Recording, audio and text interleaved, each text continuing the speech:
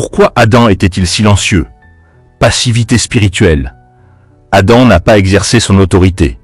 Dieu lui avait donné le commandement, Genèse 2 versets 16 à 17, avant même qu'Ève soit créée. Il était donc gardien de la parole. Mais face au serpent, il n'a pas défendu cette vérité. Peur du conflit. Le serpent s'adressait à sa femme. Adam a peut-être préféré rester spectateur plutôt que de confronter le mensonge. Le silence, parfois, est une forme de lâcheté. Séduction indirecte. Ève a été séduite par le serpent, mais Adam a été séduit par le désir de plaire à sa femme. Son silence montre qu'il a choisi la complicité au lieu de l'obéissance. En résumé, Adam n'était pas muet par ignorance, mais par compromis. Et ce compromis a coûté la chute de l'humanité.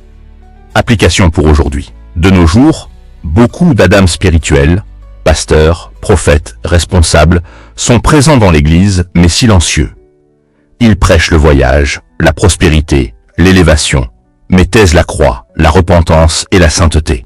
Ils parlent de bénédiction, mais pas de jugement. Ils prophétisent sur les projets matériels, mais pas sur l'hérésie et le péché qui corrompent l'Église.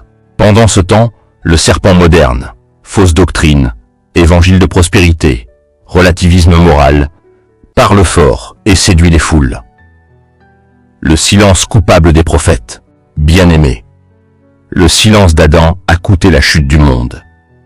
Le silence des hommes de Dieu aujourd'hui coûte la dérive de l'Église.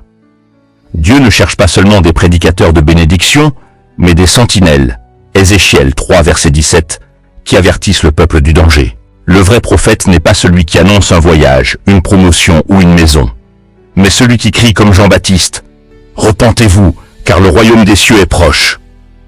Adam s'est tu, et le monde est tombé. Église, si nous nous taisons encore aujourd'hui, combien de familles, de nations et de générations tomberont? Mieux vaut être impopulaire en disant la vérité que complice en se taisant.